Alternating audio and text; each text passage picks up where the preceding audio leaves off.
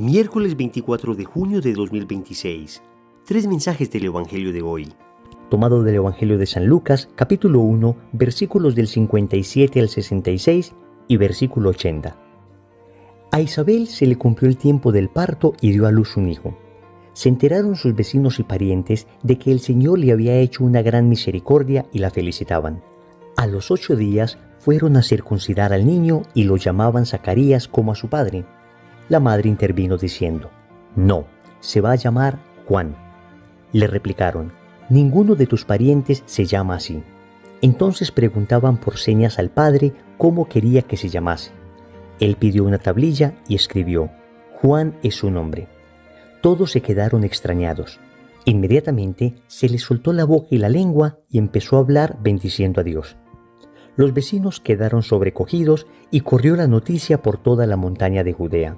Y todos los que lo oían reflexionaban diciendo: «¿Qué va a hacer de este niño?», porque la mano del Señor estaba con él. El niño iba creciendo y su carácter se afianzaba. Vivió en el desierto hasta que se presentó a Israel. Palabra del Señor. Gloria a ti, Señor Jesús. La liturgia de hoy nos presenta la solemnidad del nacimiento de Juan Bautista. Solo celebramos 3 nacimientos en la liturgia de la Iglesia. Por supuesto, el nacimiento de nuestro Señor, el día 25 de diciembre, el nacimiento de la Santísima Virgen María, el día 8 de septiembre, y hoy celebramos el nacimiento de Juan Bautista. Con esto la Iglesia resalta el valor que tiene el precursor del Señor para la liturgia y para la Iglesia. Vamos con 3 mensajes de este Evangelio. Primero, los esposos en Dios. Segundo, los hijos en Dios. Tercero, el ejemplo de la familia cristiana. Vamos con el primer punto, los esposos en Dios. Como ven, la liturgia hoy nos presenta un matrimonio santo, un matrimonio que es modelo para nosotros. Y hay algunas características importantes de este matrimonio que el Evangelio nos muestra y que podemos aplicar perfectamente para nuestra vida. En primer lugar, vemos que ellos viven el tiempo de Dios. Y así dice el Evangelio: a Isabel se le cumplió el tiempo del parto y dio a luz un hijo. Por supuesto, acá se refiere a los 9 meses de gestación que habían concluido. Pero este cumplirse el tiempo tiene un significado todavía más profundo, porque Isabel no estaba en tiempo de dar a luz. Isabel era una anciana. Físicamente ya no podía dar a luz. Recuerden que el ángel Gabriel le había dicho a la Virgen Santísima que milagrosamente Isabel había concebido en su vejez. Entonces acá nos encontramos frente al cumplimiento del tiempo de Dios más allá de los razonamientos humanos. Un matrimonio que vive en Dios, un par de esposos que viven en Dios, están leyendo permanentemente los signos de los tiempos. Están permanentemente esperando en Dios, y esto es importante porque en muchas ocasiones uno se encuentra matrimonios desesperados, queriendo que las bendiciones lleguen ya. Cero paciencia, cero espera, cero mortificación, cero virtud. No, todo inmediato, tiene que ser ya, ahora, al instante. En la cultura de lo inmediato en que estamos, nos cuesta mucha dificultad esperar. Pero hoy, Santa Isabel y Zacarías nos enseñan a vivir los tiempos de Dios. Pero ellos también se someten al plan de Dios. Noten que cuando nace el bebé, lo primero que hacen es llevarlo a circuncidar, porque quieren que el niño esté inmediatamente vinculado al pueblo de Dios.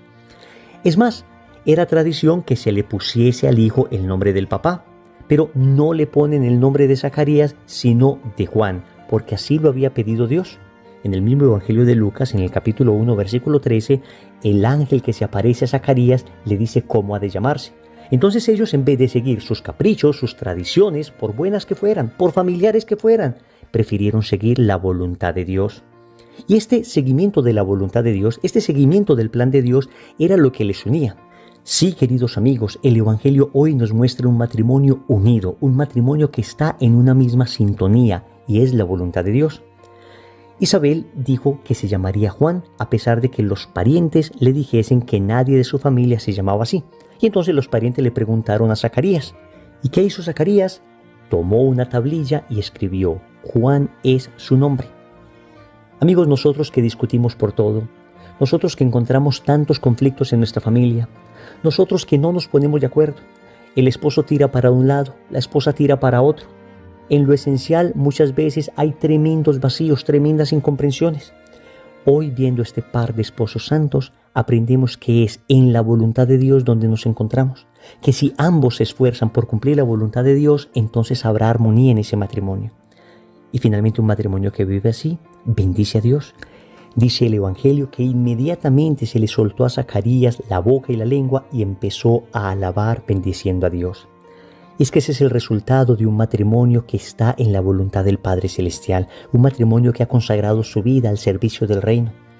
Es un matrimonio que vive en el tiempo del Señor, que se somete al plan divino. Es un matrimonio que se une en las decisiones importantes en la voluntad de Dios.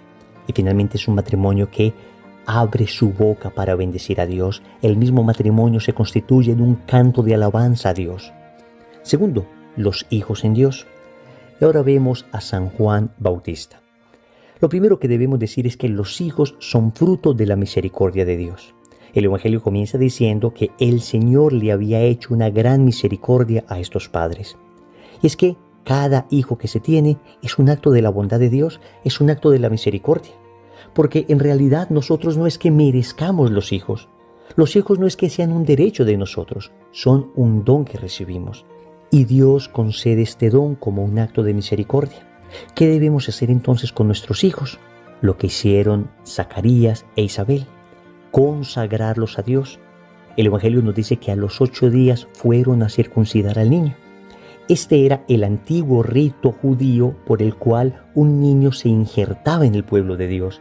Pero la circuncisión fue reemplazada por el bautismo. Y tú y yo, que somos católicos, debemos hacer como estos santos esposos. Lo primero que deberíamos hacer al momento de nacer nuestro hijo es llevarlos a bautizar.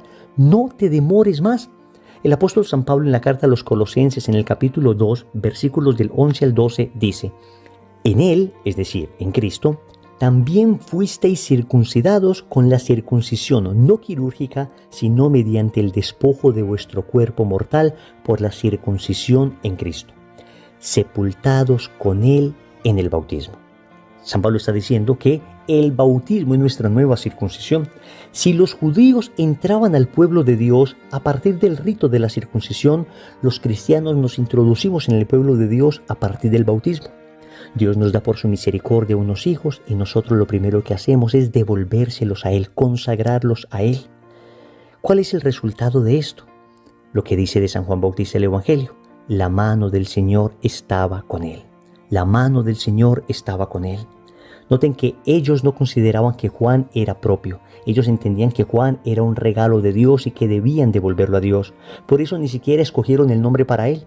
Pusieron el nombre que Dios había escogido, es decir, Juan. ¿Qué significa Juan? Gracia de Dios. El nombre Juan significa gracia de Dios. Y cada hijo es un pequeño Juan para nosotros. Es una pequeña gracia.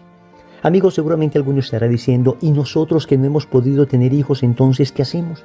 ¿Acaso Dios no ha tenido misericordia con nosotros? Les cuento que mi esposa y yo casi no podemos quedar embarazados. Y sin embargo le dijimos a Dios: vamos a hacer lo humanamente posible dentro del límite de lo moral, es decir, de acuerdo a lo que enseña la Iglesia, sin inseminaciones artificiales, sin fecundaciones in vitro, sin nada de este tipo de cosas que no corresponden a lo que Dios enseña y a lo que la Iglesia nos pide, sino dentro del orden de lo natural. Le dijimos a Dios: vamos a hacer lo humanamente posible, porque no vamos a forzar la voluntad de Dios. Si es que tú no quieres darnos hijos, Señor, nos vamos a dedicar a evangelizar, nos vamos a dedicar a dar vida de otra manera, nos vamos a dedicar a ejercer una paternidad espiritual. Y finalmente Dios quiso darnos hijos, pero nos abandonamos a su voluntad porque entendíamos que cada hijo era una gracia de Dios y que no era que nosotros tuviésemos derecho a tener hijos, sino que los hijos tienen derecho a tener un padre y una madre. Queridos amigos, los hijos son don de Dios y así debemos recibirlos. Y repito, debemos abandonarnos confiadamente a su misericordia para que, si Él lo considera, nos regale ese don. Tercero, el ejemplo de la familia cristiana. Una familia que decide seriamente seguir el camino del Señor necesariamente va a terminar brillando, arrojando luz. Eso es lo que pasaba con Santa Isabel y Zacarías. El Evangelio comienza diciéndonos que la gente felicitaba a Isabel. Y es que las personas se congratulan con una familia en Dios porque en el fondo todo el mundo tiene deseo de tener una familia así. El mismo Evangelio nos dice que cuando Zacarías comenzó a hablar milagrosamente después de haberse quedado mudo por no creer en la promesa del ángel, todos quedaron sobrecogidos. Es decir, se estremecen las personas, hay un sobrecogimiento interior. Dios mueve las fibras más íntimas del alma de aquellas personas que contemplan una familia cristiana. Por eso tenemos deber nosotros de ser una auténtica familia en Dios, brillar de tal manera en nuestro amor, en nuestra manera de educar a los hijos, en nuestra manera de vivir la fe, en nuestra apertura a la vida, que las personas queden sobrecogidas. Es decir, que el alma de estas personas anhele familias así. Finalmente, el mismo Evangelio nos dice que todos los que oían esto reflexionaban. A veces nosotros queremos hacer una apología con palabras, y está bien, la verdad se debe defender también con argumentos. Pero existe una apología silenciosa, una apología que tal vez no choca tanto con otra persona porque no le está generando soberbia, no le está rebatiendo directamente argumentos, sino que le está conquistando. Y es la apología, es decir, la defensa de la belleza. Cuando se muestra lo bello, lo hermoso, lo sublime de una familia en Dios, cuando una familia con todas sus dificultades naturales, no estamos diciendo que sean familias perfectas, pero estamos diciendo que son familias que oran, familias que se esfuerzan por educar bien a sus hijos, familias que se esfuerzan por ir a misa, aunque a veces los niños no dejen vivir adecuadamente la Eucaristía, pero ahí están haciendo el esfuerzo con todo el cariño. Familias que se reúnen en la noche, en el calor del hogar, a orar el Santo Rosario, a leer la palabra de Dios. Cuando hay familias así, créanme, hasta los que más odian las familias empiezan a reflexionar. Hay un sentido profundo de familia en el alma de cada persona, y cuando un alma se encuentra con una familia así, entonces necesariamente esa alma comienza a reflexionar y comienza a decir en su interior: yo fui creado para algo así, yo fui creado para algo así, porque finalmente el cielo será vivir eternamente en la familia de Dios. Recordemos entonces, primero, los esposos en Dios. Segundo, los hijos en Dios.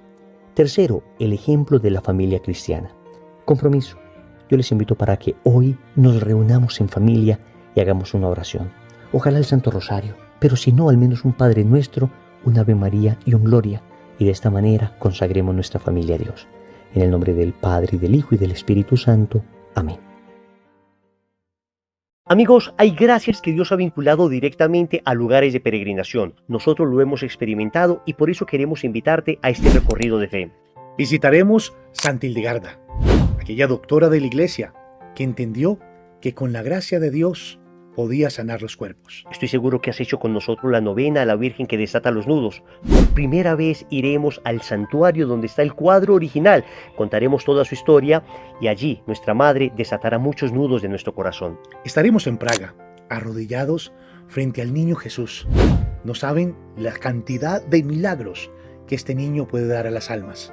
Iremos a la Polonia de San Juan Pablo II y allí, de rodillas frente al cuadro de la Divina Misericordia, entenderemos por qué el Señor se revela a Santa Faustina Kowalska como el Dios que todo lo perdona.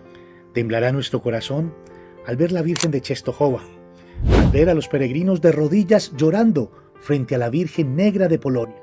Caminaremos por las calles de Asís y visitaremos al Santo y visitaremos a Clara. Estaremos con nuestro corazón temblando de amor por Dios. Luego, camino a Roma, visitaremos por primera vez a Santa Ángela de Foligno y a Santa Rita de Casia, para llegar finalmente a la ciudad eterna. Visitaremos allí las 4 basílicas, estaremos viendo al Papa León, contemplaremos por qué Roma es el corazón de la cristiandad. No se pierdan esta peregrinación, definitivamente cambiará sus vidas. Les esperamos con brazos abiertos, toda la información en pantalla.